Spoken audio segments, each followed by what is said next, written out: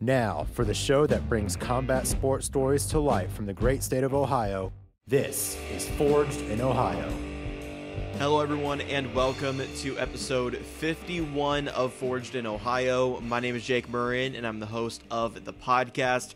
Hope you've enjoyed the past couple of episodes of the show with repeat guests as we hit the episode 50 milestone just last week. But now we actually start a new chapter here with Forged in Ohio with episode 51 and with a fighter joining me for the very first time. This 5-0 amateur mixed martial artist couldn't have more credentials. He's a champion in 2 weight classes for ECC Cage Fighting. He's ranked 8th among amateur fighters in the state of Ohio, and he recently put his grappling and wrestling skills aside to win a kickboxing tournament. It's Quintin, the Guy Richards. Thanks for coming on the show, Quintin, and welcome to Forged in Ohio. Thanks for having me. I'm really excited about this. Yeah, same here, man. So let's start with that kickboxing tournament that you recently competed in at Carnage Fight Series alongside your teammates. Was that the first time you've given kickboxing a try, and what encouraged you to actually participate in that event? Yeah, it was one of the first times doing kickboxing besides, training in the training room, put it to an actual event. And I was like, I've grappled I grappled a lot. So I'm like, let me put my striking to the test and see how that goes.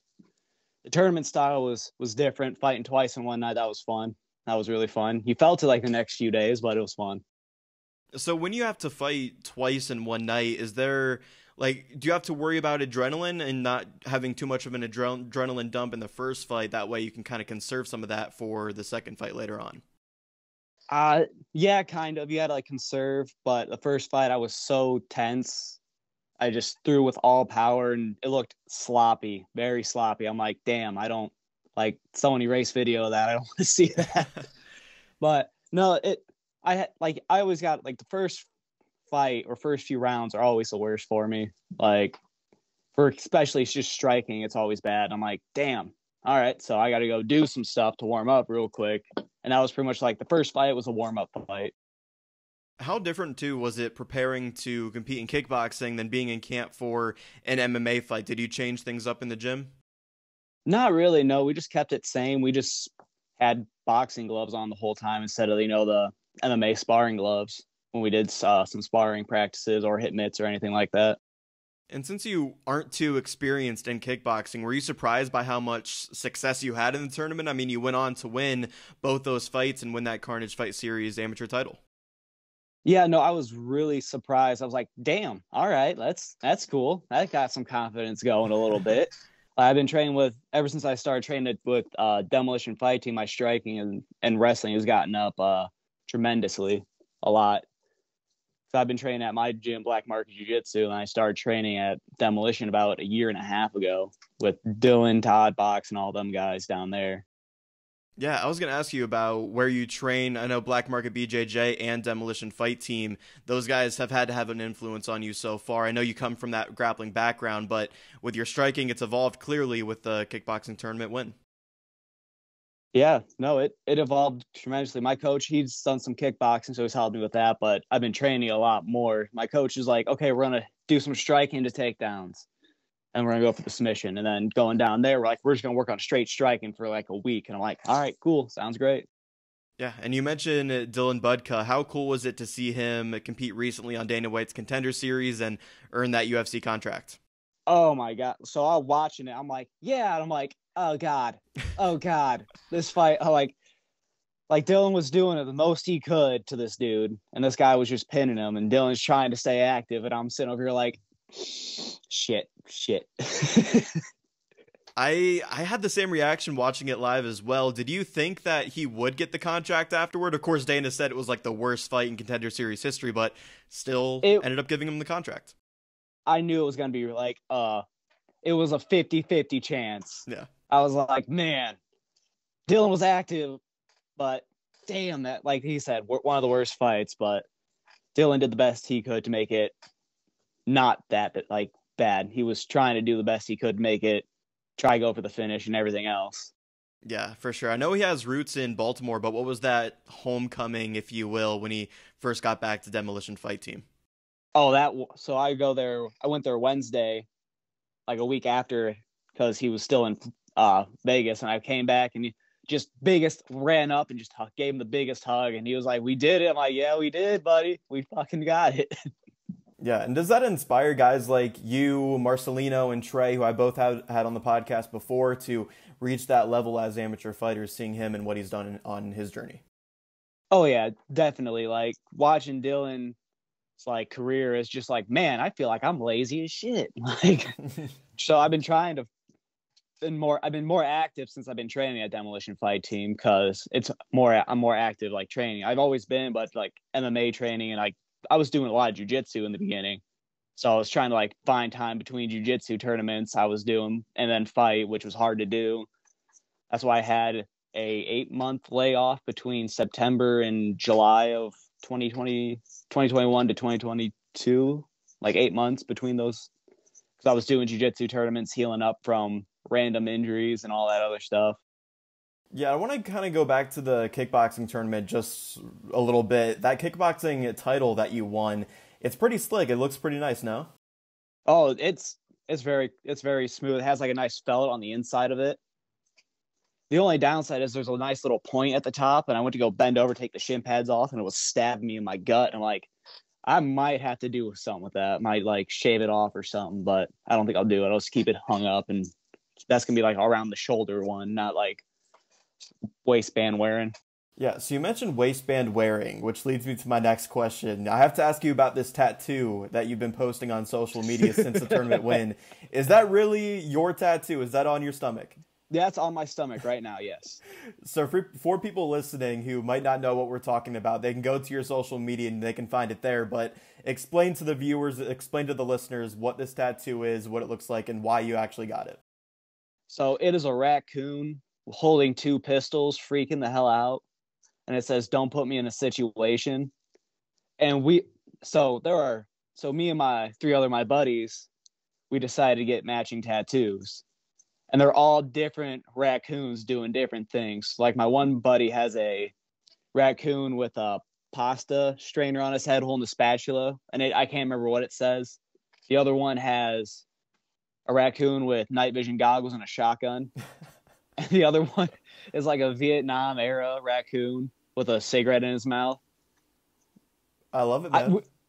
Me and my buddies were like, screw it, let's just go get them. And then we had one of my training partners, he's a tattoo artist, so we hit him up on a Sunday after the fight and that kickboxing bout, and we just went there and got him done. Yeah, that's great, man. No judgment for me at all. You described this kickboxing tournament as a side quest on social media, but could you see yourself competing in another one in the future? They asked me to come back because I was originally supposed to. So what happened was the dude who won the other part of the bracket broke his foot, is what I was told. So he had to back out, but he won by a split decision. So they threw the loser in since it was a close fight. So they threw Peyton Spurlock in, and then me and him ended up getting a 2nd round TKO. Yeah, very nice, man. So talking to Quintin, the guy Richards on Forged in Ohio, let's get back into your backstory just a little bit here. I could guess how you got into the sport based on your fighting style, how you've won 4 of your 5 fights, but I'll ask instead, how'd you actually get your start in mixed martial arts?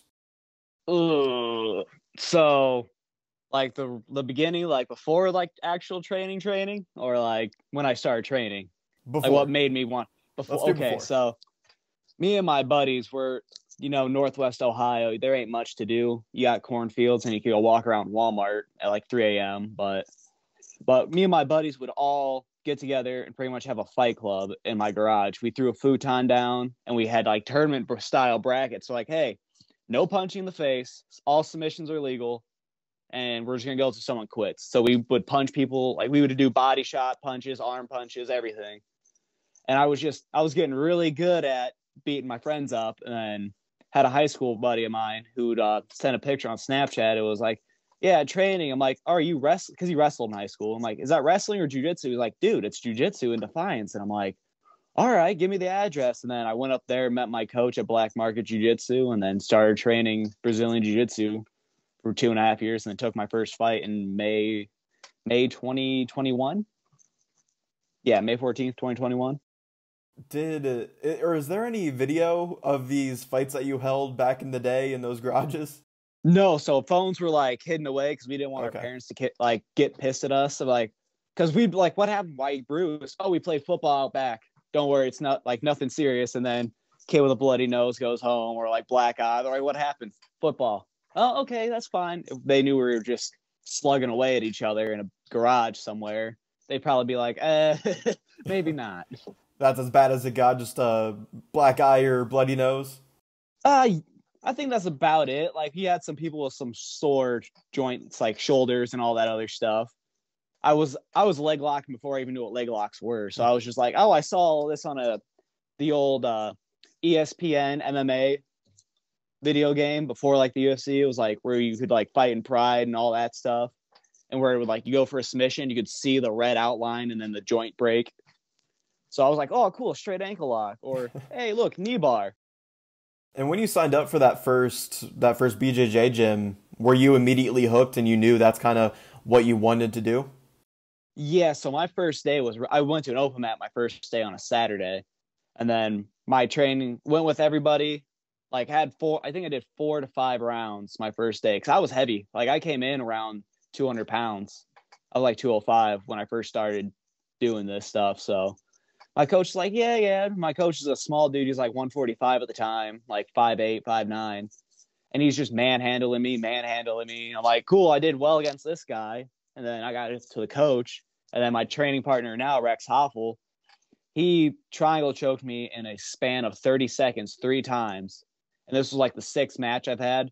I went downstairs, because it was upstairs. You had to go downstairs to use the bathroom. I went downstairs, threw up everywhere, ran back up, like cleaned myself up, went back upstairs and did 2 more rounds. Then the open mat was over. So yeah, first day was rough and I got hooked ever since. I was like, these people are kicking my ass. I'll see you tomorrow. Oh, wow. So how were you not discouraged from like that day one experience of having to do that and actually feel the motivation of, hey, I want to keep on coming to this gym and go on day 2? They were so genuine about doing it. They're like, yeah, just keep coming back. You're really good for what you've known so far. And like, you're not like, you kind of got like the basics, how to move your body, this and that. I'm like, so I actually come to a few classes and I started going to classes and he's like, you know what guard is already? Cause I was doing it pretty well against one of the white belts there. He's like, I'm like, I just know it. Cause I watched a lot of like bully beatdown and stuff like this. And then UFC and like, I just watched a lot of this. So I just kind of like mirrored it. And I did a lot of I had 3 younger brothers that I practiced pro wrestling moves on and submissions and stuff. So kind of had some training partners beforehand.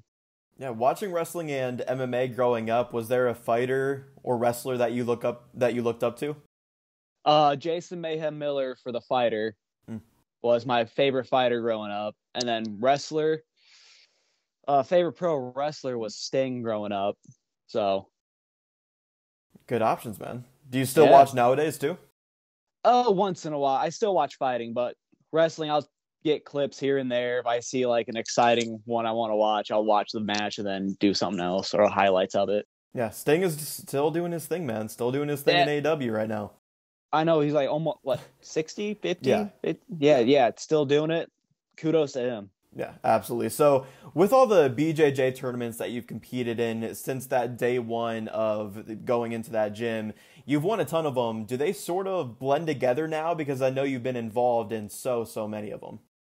I have a pretty fond memory of which ones are what. I might get a few things confused, but I did have my first BJJ tournament like 3 months into training. My coach was like, hey, I need a dude to step in against one of our guys who train at a different gym, like a sister gym. Like, I'm trying to get him to like train more with us. So I'm going to throw you in with him. He's been training for about 2 years. And I'm like, all right, cool. And then I took semifinals in that I won the super fight I had with that guy and then went on to another match and then was in the semifinals and lost in the semifinals by points. Is that like the craziest experience you've had in one of those tournaments, or have you had other ones where just shit hits the fan, for lack of better words, and you just have to adjust to what's going on? Oh, man. Yeah, I've done tournaments by myself where I've had no coaches with me because I'm like, well, anyone wants to go with me? No? Cool. All right, I already signed up, so I'm leaving. So I drove all the way to Indianapolis, did a tournament like when COVID was like still a thing where you had to wear masks and it was inside. So you had to like sit there with your mask on. All right, cool. Run out to the thing, compete, throw your mask back on. But the craziest one I have to say was Detroit. Detroit was me and a whole bunch, like 5 or 6 of our teammates went up there, competed, and it was in one of those indoor soccer fields. So it was like those inflatable things. So whatever it was outside was maybe like 10, 15 degrees warmer inside. And it was February, snow on the ground everywhere. All my teammates are wearing our Ghees and hoodies and trying to warm up. Yeah, it was a good tournament for me. I got first in Ghee, second in Noge, lost to points. So to a really good wrestler. So, and he's an MMA fighter now too. Anthony, I can't remember his last name. I don't want to pronounce it wrong, but yeah, he's up from Michigan. He was really good. Took him down. I was like, hey, got into a scramble, picked him up, took him down. He got pissed, jumped right back up, took me down for 2 points. Have you still been competing in these tournaments while you're kind of transitioned to MMA? Yeah, so my last big BJJ tournament was at the Arnold's.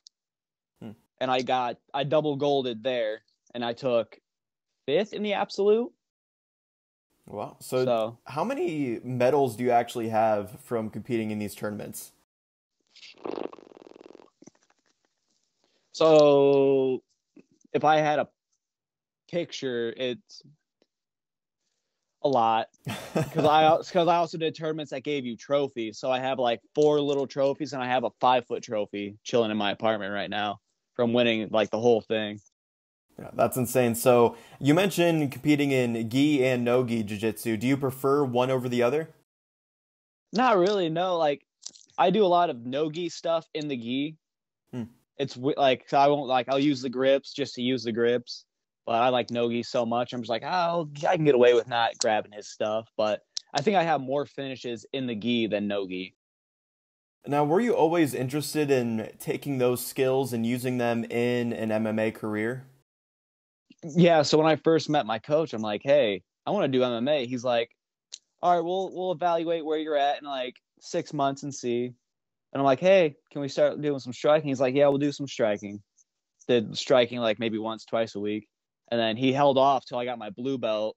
Even when he's like, let's go until you're blue belt. Got my blue belt 7 months into training because I was winning a lot of tournaments and stuff. So he's like, I can't let you sandbag people doing the white belt tournaments anymore because you're beating everybody.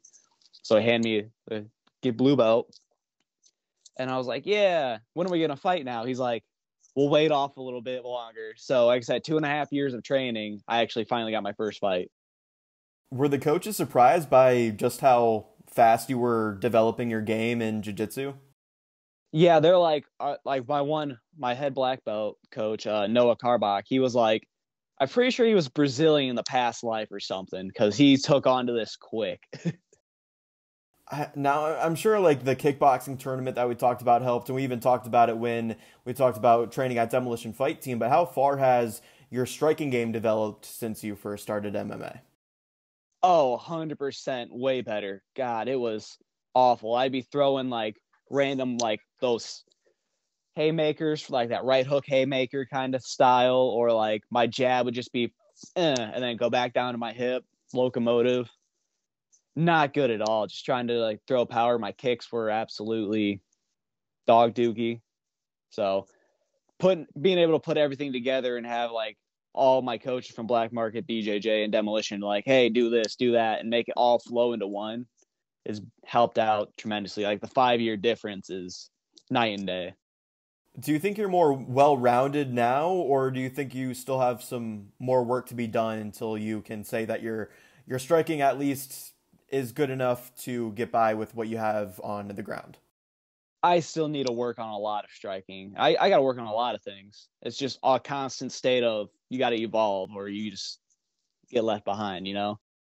Yeah, definitely. So now in terms of your amateur MMA career, you've won 4 of your 5 fights via submission. Do you have a favorite fight or submission in your career? Well, actually, my last fight was a TKO. Oh, okay. Yeah, it was a TKO finish. But my favorite finish, it was probably when I got the Provia necktie, my first title fight down in Kentucky. Yeah, I was going to ask about that because Provia necktie in your 4th fight it's an uncommon submission, I'd say, in MMA, and I'm still kind of new to this space and this game, so I had to look it up to actually see what the submission looks like. Can you walk me through that finish that led you to winning your first amateur title, like you said? Yeah, so we got down. I was in his guard. I'm like, okay, I got to escape this. So I postured up, threw a right hand, grabbed his wrist, stood up, threw another right hand. His head bounced off the canvas, and he went to go wrestle up on me. So I'm like, all right, boom, got a head and arm choke. My arm was, head and arm lock. And then I'm like, okay, what can I go from here? Breathe, calm down. Went to go set up a Darce choke. He wasn't giving it to me. So I'm like, he might not know what this is. And then scooped, grabbed his chin, baited him. So he grabbed my leg and just throw the other leg over. And he tapped within seconds of me applying the lock to him.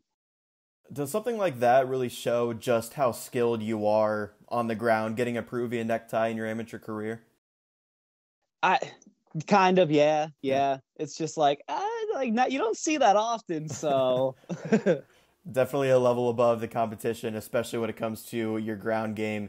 You fought for Nightmare Promotions twice. Both of them were title fights. You're the lightweight and welterweight ECC champion. What does it mean to you to reach double champ status just 2 years into your fighting career?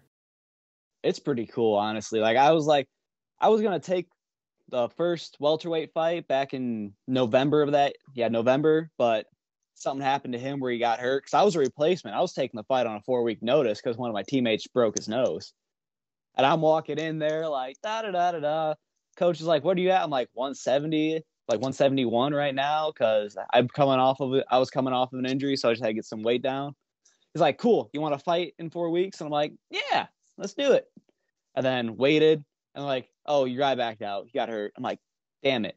All right, then. So he's like, he said he'll fight you in January, though. So rescheduled it, got ready for January. And then the second fight was the dude beat one of my teammates, and I'm like, cool. And they're like, hey, we both fought on the same card in January. And they're like, hey, he was a lightweight, and you won the welterweight, so do you want to fight him as a lightweight? I'm like, yeah, I'll fight the dude who just won as a lightweight. He's 3-0 right now. All TKO finishes in the second round. And then I ended up getting a TKO finish in the second round on him. So I was happy and ecstatic about that. Do you have extra motivation too, knowing that he had a win over a teammate? Yeah, so 2 of my opponents I have fought have beaten my teammates before. So I'm like, well, gotta go get that one back for the team. And then you win your first ECC title via submission, your second one by knockout. What was it like to pick up that knockout win? And I think that was the first in your MMA career, right? Yeah, so the TK, I'm sitting there. I was like, oh, I'm on the ground. I went for a rear naked choke. Well, I had his back at first. Boom, he pushed my elbow. So I'm like, I'm losing it. I'm not going to burn my grips out. Went for an arm triangle. And dude was strong. He was bucking like I'm just trying to get out, whatever. And I'm like, cool, I'm going to mount and just suffocating him. Postured up, started waylaying punches. It was 40 seconds from when I started punching to when they stopped it. Because the dude went to mount, dude turned to his side, threw 4 or 5 punches there. I had him on back mount, threw some more punches. I'm like, this is taking forever. He is not, all he is moving. And it was his hometown. Like, dude lived right down the street. So I'm like, I know I'm going to have to finish this guy to actually get the win. Because in Kentucky, they do 5 rounds at 3 minutes instead of Ohio does 3 threes. So I had to I was prepared for going 5 3-minute rounds. Yeah. Yeah, the fight ended in the second round when you stopped him there with strikes. When you're fighting a guy and it's their hometown, does that add any pressure for you, or are you more excited knowing that you can maybe pull off an upset on the hometown kid? It's different. You're like, oh, well, how quick am I going to be able to get out this building before they start attacking me when I win? So, but no, everyone was pretty calm and chill after the fight because everyone's like, yeah. And on there, I started getting on top and they're like, oh, shit. And I'm like, yeah. Everyone cheered, but I'm just like, I got to get out of here quick. Yeah, and I think you'll encounter that same thing in your next fight, Zane Finley out of Mansfield. You'll have the chance to win your third amateur MMA title on November 11th for BCM Promotions. How excited are you to get back in the cage and compete for another MMA belt? I'm very excited, man. Like I was supposed to fight August 26th. I had a lot of backouts, and we had people who accepted it, but Ohio didn't want to, like, their records weren't. The one dude didn't fight in like 5 years, and the other dude's record was like 2-3 who accepted it. And the coach was like, hey, it was Wednesday. He's like, you're not fighting. Like Wednesday before the fight, I'm like, you're not fighting. I'm like, damn. All right. So I went there, cornered my buddy Aaron for his MMA debut, and then Hayden Jacoby, Jeremy Balboa, and then I was cornering Dylan that day too. So I was like, lost my voice at the end of the night, couldn't talk or at all, and it was rough. But I'm very excited to get back in the cage and fight again. It's been a minute. I want the little gloves. The 60-ounce boxing gloves they were fun, but I like the little gloves. Yeah, the big gloves a little exhausting, hard to keep your hands up a little bit. A tad bit, but I'm like, I'm just feel like I'm throwing pillows at a guy. I'm like, I kind of want that nice little, and I want to be able to take someone down at, like, I was like, man, if I feint a takedown, are they going to like point me for this real quick? If I just like feint a double leg and then throw a two in the kickboxing tournament, I'm like, they probably frown upon that, so I won't. Definitely, man. So I know this fight was announced just days ago, but do you know much about your opponent, Zane Finley? Yeah, I think we got offered him around August 26th, but I don't know what happened there. We accepted the fight, and then something on that other end didn't work out. So I don't know about that, but I was watching film on him for about 3 weeks beforehand, and then I was told that fight wasn't going to happen because something happened over on the other promotion, the promotion's end. And then, I've been keeping an eye on him. I've seen him come up. He's a really tough opponent. Not taking him lightly at all. Are you trying to go out there and show what you have developed in terms of your striking game lately, or are you just really hungry to be able to shoot for a takedown and get somebody down and show off what you can do on the ground? Honestly, I don't ever have like set game plans. All right, let's gonna be the feeling out process. After the feeling out process, go from there.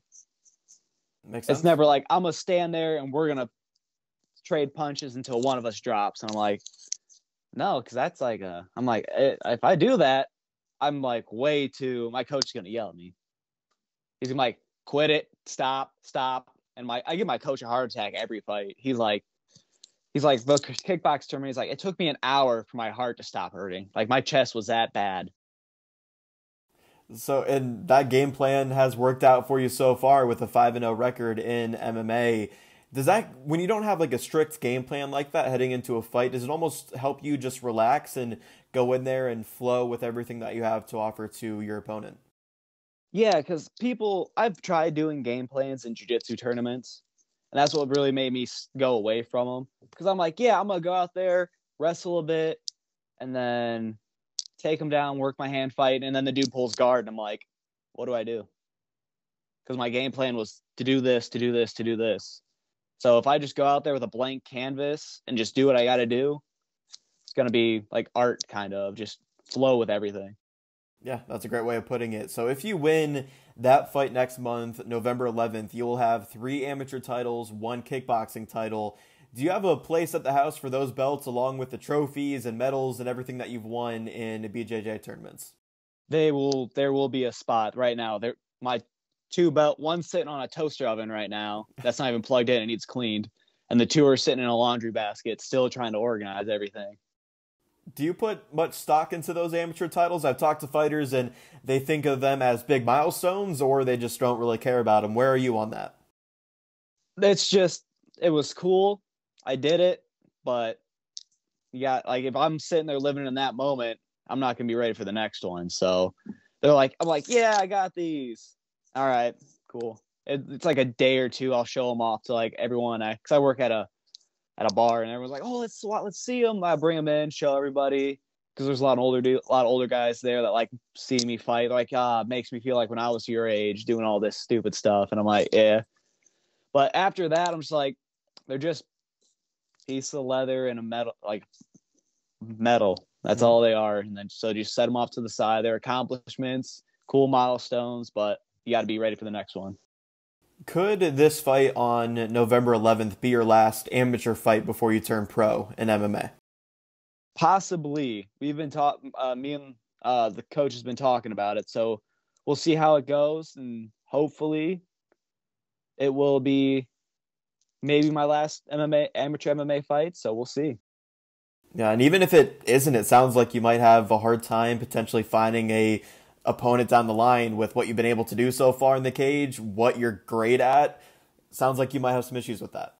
Yeah, we've had a few issues because I'm like getting ready. I've been cutting weight. I'm like, yeah, and then they're like, oh yeah, by the way, he backed out. I'm like, cool. I'm gonna go eat a pizza now. And they can't find anyone for you, so the fight's off. I'm like, cool. I'm gonna go eat a pizza. Like it'd be like a week and a half, and they couldn't find anyone else. I'm like, or like I said, it was Wednesday, week of the fight, they couldn't find anybody. Right. So last one for you, man. Are you surprised by just how far you've come in such a short amount of time, or were you expecting this type of success just 2 years in to your fighting career? Honestly, the success I've had over the 5 years of jiu-jitsu, like, because I got my brown belt within 5 years, a little under 5 years, and I'm like, damn, all right, cool. And then having 2 titles in MMA, being 5-0 in MMA in just 2 years it's mind-blowing. It's very mind-blowing, and like when you sit back and realize, you're like, damn. And it's just the beginning. That's all, just the beginning. There's a lot more to go. Just the beginning, and I can't wait for the future to see you fight on November 11th and even past that and where you're going to take this MMA career. Before we wrap up, anything you want to shout out, plug here on the podcast, man, the floor is yours. I just want to give a shout out to my sponsors, Sons of the American Legion, Squadron 300, Nails by Kenna, Fallen Oak Tattoo Studios, and the Scott Streets Gym, Black Market Brazilian Jiu-Jitsu in Defiance, Ohio, Demolition Fight Team in Findlay, Ohio, a few of my teammates, Aaron Mock, Rex Hoffel, Dylan Budka, Mateo Garner, Todd Box, and Trey Cusack. Those guys helped me out a lot. Just shout them out real quick. Absolutely. Thanks again, Quintin, for joining me on the show. I watched the small sample size of your fight footage that's out there, and I was very impressed, and I know your future is bright with what you bring to the cage. Before I let you go, I do ask that you finish the OHIO chant for me in what's a Forged in Ohio tradition. So, OH-IO. Thanks, Quintin. Thanks again for coming on the show. It's been a pleasure to talk to you and some of your teammates on here. I can't wait to see you compete next, and let's connect again down the line. Oh, for sure, man. This was a lot of fun. That was Quintin, the Guy Richards, the 5-0 amateur mixed martial artist. His grappling and wrestling are truly elite and fascinating to watch, along with his BJJ skills. I think it's going to take him very, very far in MMA, and he even showed that he can hang with people on the feet as well with that kickboxing tournament win, that side quest, if you will, that he went on. The day that he makes his return to the cage will be a good one for Ohio MMA, and I'm looking forward to when it happens. As always, I gotta thank you if you made it this far. If you're listening to this episode, then I do ask that you download it, as that helps my numbers. And if you're watching on the Forged in Ohio YouTube channel, then don't forget to subscribe to the channel and give this video a like. Also, if you like what you heard, definitely check out the podcast on Instagram and Facebook at Forged in Ohio as well. Thanks again for watching or tuning in. I've been your host, Jake Murren, and this was Forged in Ohio.